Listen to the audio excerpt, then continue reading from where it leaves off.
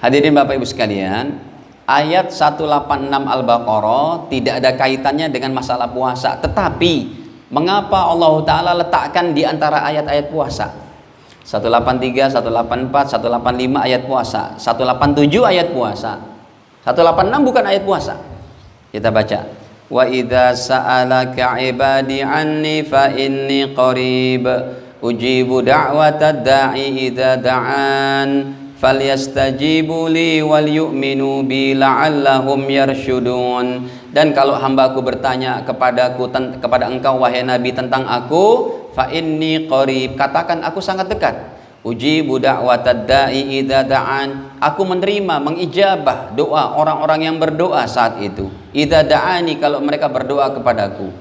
Falyastajibu li, hendaklah kalian menerima daripada perintahku. Wal yu'minu bidan, beriman kepadaku, la'allahum yarshudun, supaya mereka mendapat petunjuk. Hadirin lihat, ayat 186 kenapa Allah letakkan di tengah-tengah ayat puasa, di antara ayat puasa? Nggak ada masalah puasa. Tujuannya 186 Allah turunkan supaya kita paham urgensi berdoa di bulan Ramadan ini sangat bermanfaat. Berdoalah sebanyak-banyaknya di bulan Ramadan, tentunya untuk masalah-masalah yang sangat hebat. Selain untuk masalah kesehatan, kebaikan, jauh dari corona dan macam-macam, karir, rezeki, anak-anak, doakan dulu ya Allah, jadikan kami wafat kami husnul khotimah, tetap dalam keimanan, mudahkan alam kubur kami ya Allah, mudahkan di padang mahsyar, bisa masuk surga bersama Nabi SAW, orang-orang soleh. Demikian kita doakan. Baru nanti ya Allah, keluarga kami, anak, istri, suami, anak-anak kami jadi anak yang soleh, pendidikannya baik, bisa belajar ilmu agama dengan baik, karirnya, rezekinya, pekerjaannya, ya, doakan negeri kita juga. Jadi hadirin, ini kesempatan kita. Semoga masih ada sebulan 4 harian lagi, ya, semoga Allah Ta'ala masih tetapkan umur kita supaya kita bisa betul-betul merasakan Ramadan yang kedua kali di tengah-tengah corona ini, ya, masih corona gitu ya. Pak Ketua, kira-kira sampai kapan corona? Ada bocoran nggak? Nggak ada bocoran ya. Baik, terakhir 187. 187 hadirin, kewajiban puasa pada tahun kedua Hijriah mulai ketika seseorang mau tidur malam. Coba dipahami Bapak Ibu. Sekarang kalau kita puasa, mulai puasanya jam berapa? Pas adzan subuh. Kalau tahun kedua Hijriah dulu, wajib puasanya mulainya bukan pas adzan subuh, tapi ketika seseorang tidur malam. Jadi kalau ada seorang dia tidur setelah sholat taraweh, itu udah wajib puasa. Dan belum ada sunnah makan sahur. Ini caranya kayak begini cara puasanya. Contohnya gini. Dalam hadis riwayat Imam Bukhari, kita buka. Nomor 1816. Kisahnya ini ada dalam hadis Sahih Bukhari. Ya. 1816 di kitab software Maktabah Syamilah ini. Kita baca hadirin.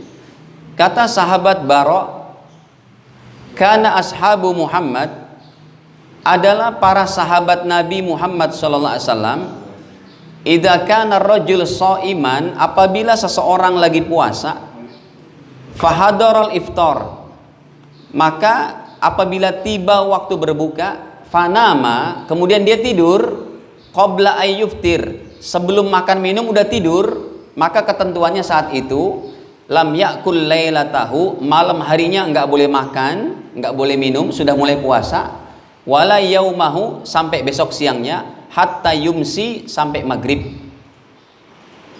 Kita lanjut.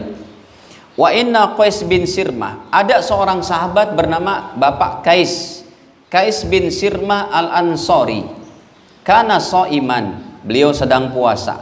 Falamma hadaral iftar, ketika tiba waktu berbuka, ata imro'atahu, beliau tanya kepada sang istri.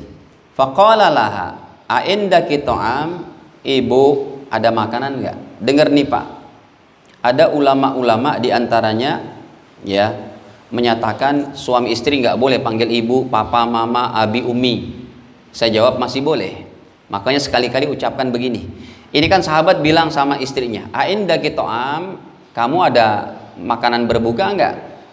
Istri menjawab, "Qalat la." Ya, belum ada, Bapak. Gitu ya. La, belum ada. Walakin antolik, sebentar saya siapin ya. Saya cari makanan untuk kamu. Ini saya lanjutkan dulu terjemahannya. Wa kana yaumahu ya'mal. Siang harinya sang suami memang kerja keras. Mungkin di ladang korma, panas terik. Udah waktu berbuka, istri belum nyiapin makanan. Ya, akhirnya istri bilang, "Ya udah sebentar Pak, saya pergi ya buatin makanan." Sang suami menunggu, duduk lesehan. Tiba-tiba apa? Bisa dibaca Pak, kira-kira apa? Ketiduran. Faghalabathu ainah. Belum makan, belum minum, belum berbuka udah tidur. Fajaat imro'atuhu. Datanglah sang istri kepadanya. Falamma ra'athu, ketika istri melihat suami tidur, qalat, dia berkata, "Khaibatun laka." Aduh, kasihan banget kamu. Belum makan, belum minum udah tidur. Ini kan wajib puasa lagi. Jadi 12 jam dari pagi sampai maghrib belum makan. Maghribnya gara-gara tidur, sampai subuhnya lagi belum makan. Sudah 24 jam. Sampai maghrib lagi 36 jam. Akhirnya falamman tasofan nahar, ketika siang harinya sudah berapa jam berarti? Kurang lebih 30 jam. Belum makan, belum minum. Dia kerja lagi di sawah ladang. Husya alaih, jatuh pingsan. Itu cara puasa zaman dulu kayak gitu tahun kedua Hijriah. Dimulai puasa kalau udah tidur malam.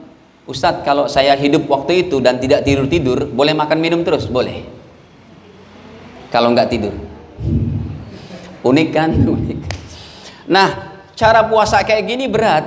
Bahkan sahabat Umar bin Khattab datang kepada Nabi, "Ya Rasul, kan saya udah tidur, tapi semalam saya masih campur sama istri."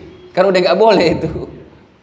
Nah, akhirnya fadzukira dzalika lin-nabi, dikabarkanlah cerita ini kepada baginda Nabi sallallahu alaihi wasallam. Beliau pun kesian, cara puasa kayak begini berat sekali. Akhirnya Allah rubah hukumnya dengan diturunkan Al-Baqarah 187. Ya, boleh makan minum terus. Kita buka dulu Al-Baqarahnya. Ya, 187. Allah katakan, "Kalian boleh makan minum terus sampai dapat dibedakan mana benang putih daripada benang hitam minal fajri." Kata Allah, mulai sekarang, mulai puasanya bukan pas tidur malam, tapi ketika datang adzan subuh, fajar sodik. Nah, kata Imam Bukhari dituliskan di sini, fafarihu biha farhan syadida. Maka para sahabat sangat senang dan bergembira ria dengan dirubahnya cara puasa yang kayak begini.